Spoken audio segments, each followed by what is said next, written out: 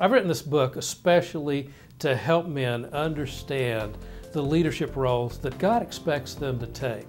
You know, high-profile leaders have really hijacked the whole concept of leadership and made it about power and about vision and about leading a lot of people.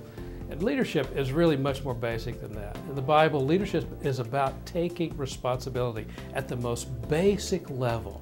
And so in this book, what I've tried to do is explain how a man needs to take responsibility first for himself, and then for his family, and then for his church, and then for his workplace, and then in his community. Well, why am I qualified to write this book?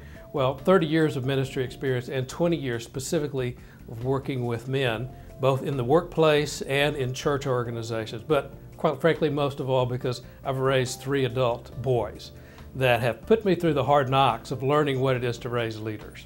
Our first responsibility in leadership as men is to lead ourselves to follow Christ. If we're not doing that, then we can forget everything else, because that's the source of our strength, that's the source of our wisdom. One of the responsibilities that we as men have got to take is to recognize the gifts and the abilities that the members of our family have. And for example, one of the things that Kathy and I realized was our job as a family was to help each other do the will of God. And my job as a man is to help Kathy achieve the full potential that she has as a leader and as a woman.